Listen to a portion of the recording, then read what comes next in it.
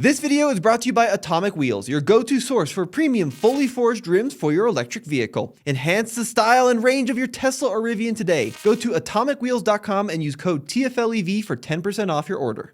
Hi guys, I have a very important all-new car for you right here. This is the all-new Chevy Equinox EV. And in this video, I'm gonna show you all the features, tell you everything about this new compact crossover. Why is this so important? Well, because the compact crossover SUV segment is the most popular in the United States. In fact, over 25%, over a quarter of all vehicles sold in the country are basically compact crossover SUVs. And the best seller in the US is the Toyota RAV4. But this is something a little bit different. This is all electric, and it joins Chevrolet's lineup of internal combustion crossover SUVs as well, because there is currently a gas-powered Equinox, and there will be a new gas-powered Equinox in 2025. But today, right now, it's all about this. And this segment is ultra high competitive because pretty much every automaker is playing in this space. So numbers are very important, and we'll go over a lot of them. So let's kind of take a look at the size of this car because it's a little bit unique. So the wheelbase, it's an all-new chassis. It's the Ultium methodology that General Motors is using. And the wheelbase is actually quite large. It's about 116 inches as far as from axle to axle line. And that's important because it creates kind of a large interior space, but the roof line is kind of low. So it does have some sort of, basically a kind of a sporty appearance. So it kind of carves its own niche. And I'll show you, of course, the cargo area, all the seats, all the features, so we can really dig in. This is really a front-wheel drive biased vehicle. You could get it in all-wheel drive. But let's hit some of the numbers because, well, first of all, range, driving range, and price are ultra important. Driving range on this one, this is a front-wheel drive model you see here. It can also be had in all-wheel drive, like I said. 319 miles of EPA stated range, and this is what Chevy also says, 319. So, yeah, that's quite good. And price, this is a 2LT. This is a vehicle you'll be able to buy very soon, this summer. And the price starts with destination at $43,295. And that's, yeah, including destination. And that's without tax incentives. There could be upwards of $7,500 still of incentive on this car. So if you do qualify for those incentives, you can bring the price way down. And then 1LT version of this car is coming a little bit later this year with a starting price of $34,995.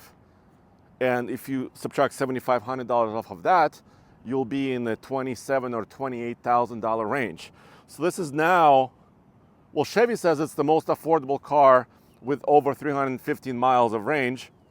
But you got to be kind of careful about that because there's a lot of competition that we'll discuss. And the numbers are super close. All right, let me show you kind of around it. So it has flush door handles. Let me lock it, unlock it.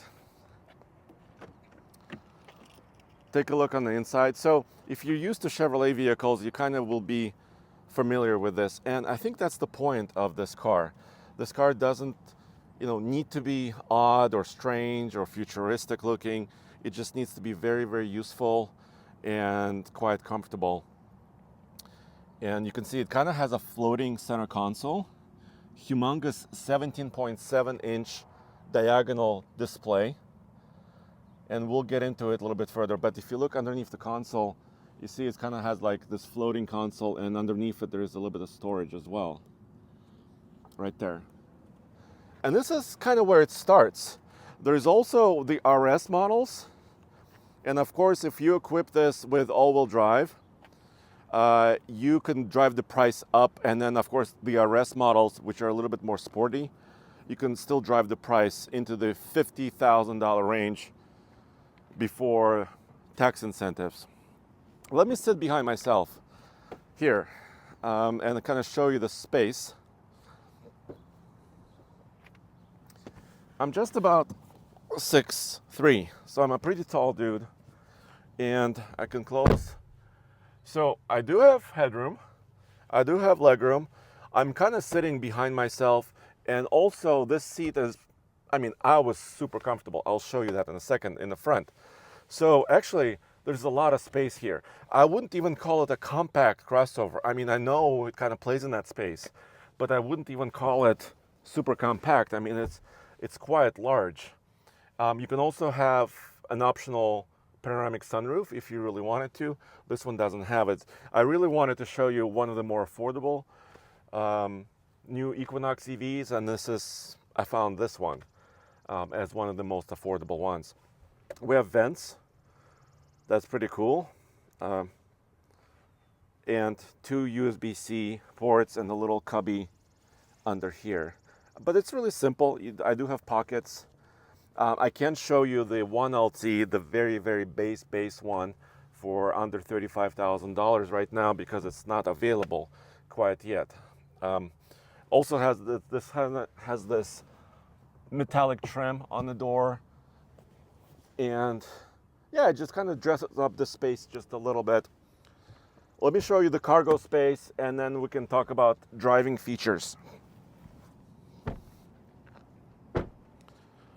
Once again, very sporty styling. Let me know what you think about this type of vehicle that kind of crosses between segments a little bit. Here's my gear bag.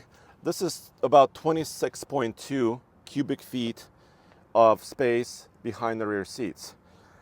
It's pretty sizable. There's also quite large cubby underneath and an inflator kit down here. And of course the charging cable here. So it doesn't have a spare. It does have an inflator kit, and it does have a fair amount of space.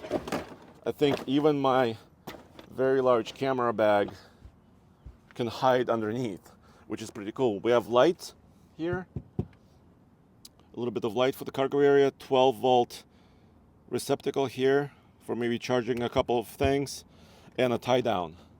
I see at least 2 of them here in the back. And there's a little bag holder here. So you can have a little tonneau cover, little cargo cover as well. So very, very kind of standard affair. But if you talk about the segment, for example, Tesla Model Y is another huge benchmark. Tesla Model Y is basically the best-selling vehicle in the world, and it's all electric, and it has more cargo area behind the second row. The Tesla, I believe the Model Y is just over 30 cubic feet. This is 26. So it's a little bit more. And I think partially it has to do with kind of a sloping roof that Chevrolet decided to do on this car. But as you could see, all the features are here, even the powered rear hatch. Let me fold the seats actually really quick before I close it, so you can kind of see this 60-40 split.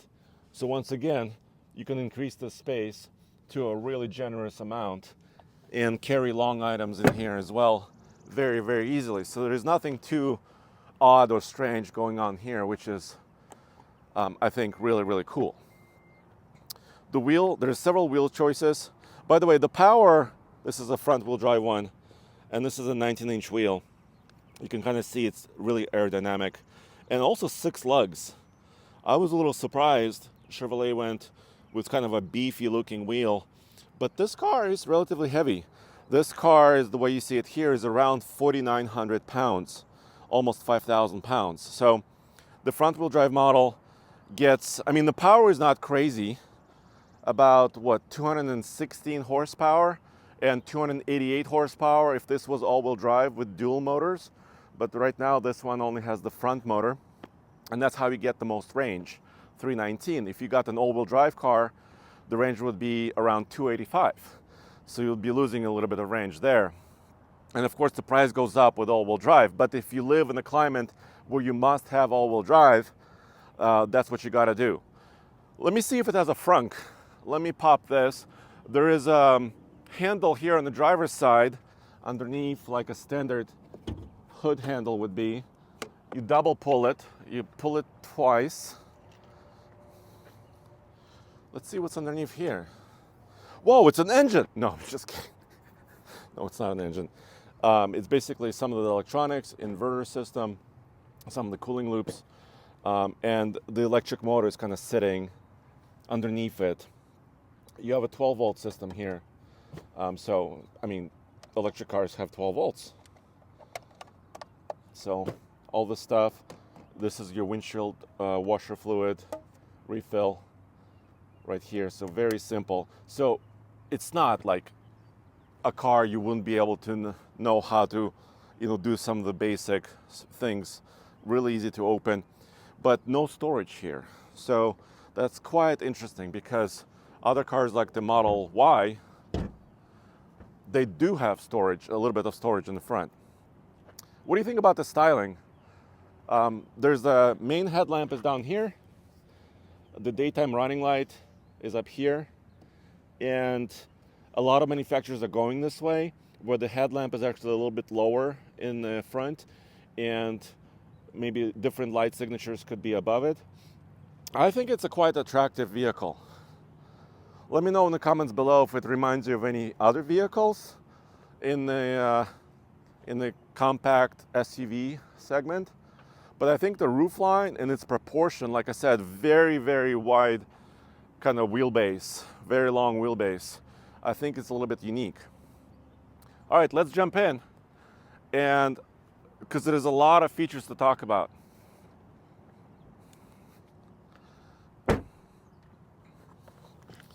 And as we jump in, gotta mention some competitors.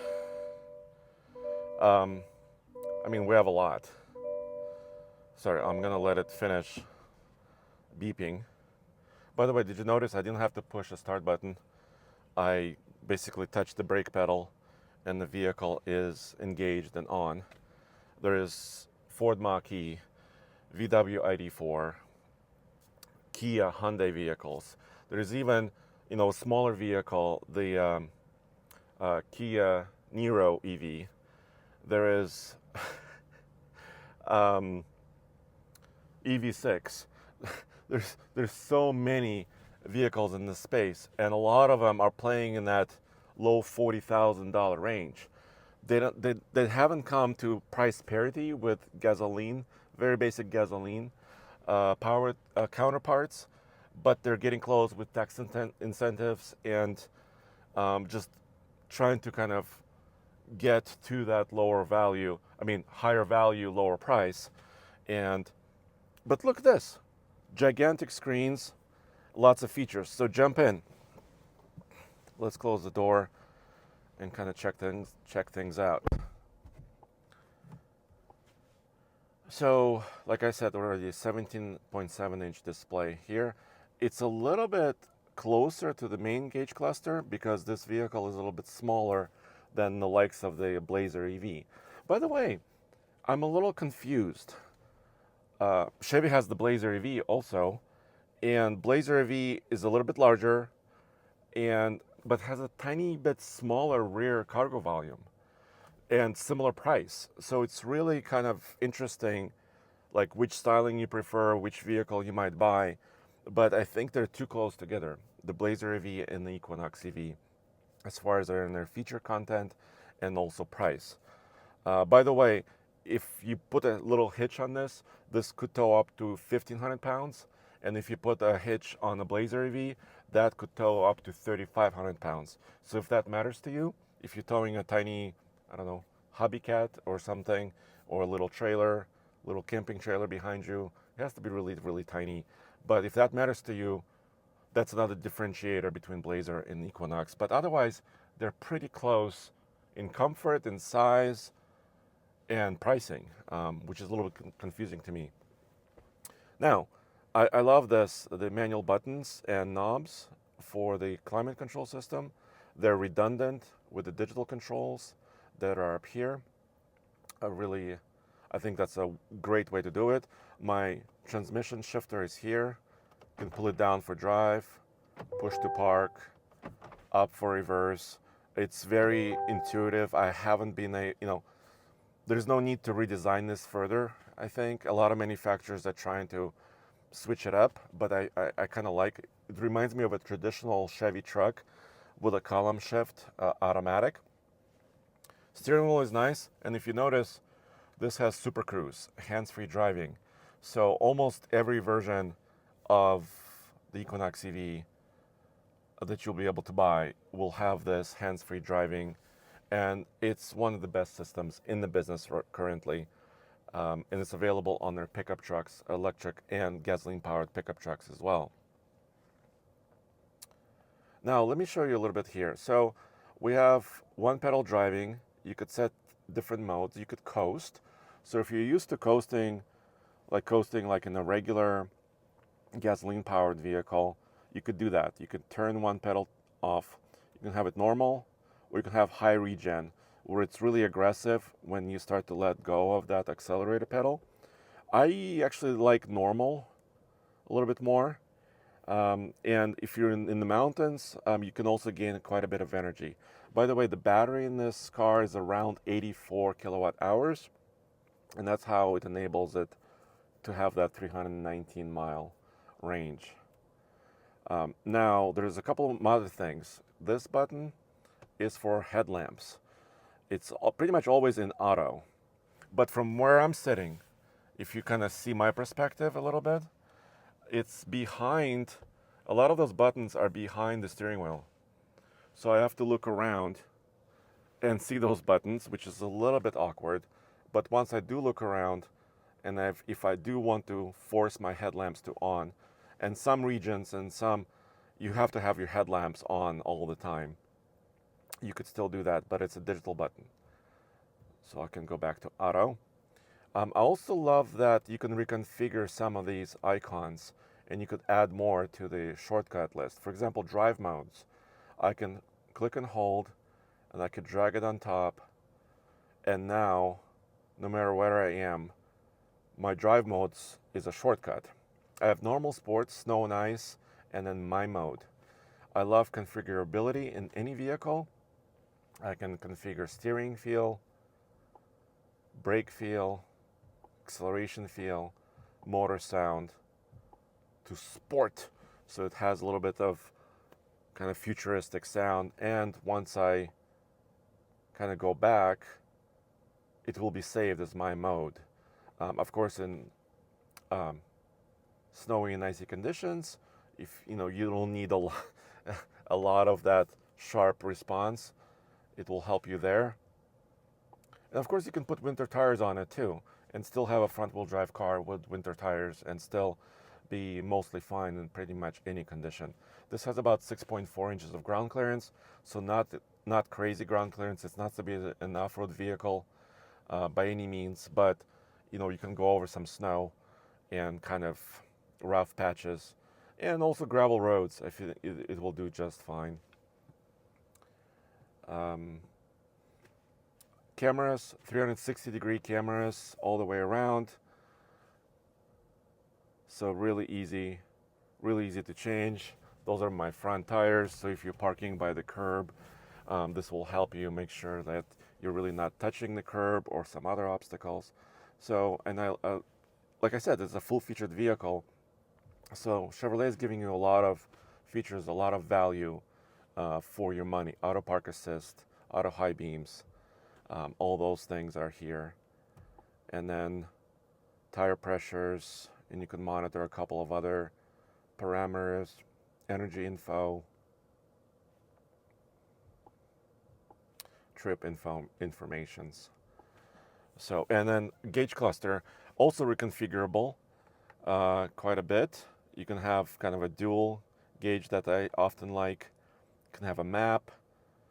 You have your range in the left corner, always there. Another screen, kind of simple screen. If you don't like a lot of information, you can go in this mode. And in this mode, it always tells you the percentage of the battery. Thank you, Chevy, for adding this information, because counting these little blue gradations is really painful. And boom, you always know where you are with your battery status right there. Heated steering wheel is here as well. And here's how you enable Super Cruise. You click this, and on if that road is pre-mapped, usually divided highways, some 2-lane highways, and they're adding more roads almost all the time. So that's increasing, and of course cruise control. But this is the hands-free mode. Here is my center console. It's kind of tiny. This is not a very wide vehicle. But like I was saying, I'm 6'3". I was sitting behind myself, and I'm super comfortable here, and still have a lot of space in the back. So I think that this is one of its strengths. Maybe it's not the cargo space. Maybe it's not, of course, the lack of frunk. Maybe it's not the horsepower. By the way, in the front-wheel drive version, Chevy is saying 8 seconds 0 to 60 is possible. So it's not the quickest electric crossover. But the range and the price and the value, I think that's where this vehicle shines. So yeah, let's get outside and let's finish this video up.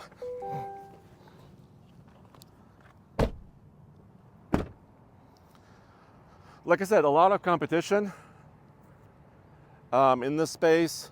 Not just, of course, electric competition, but also the internal combustion competition. But let me know what you think in the comments below. Would you consider this? By the way, charging, let's just finish up there.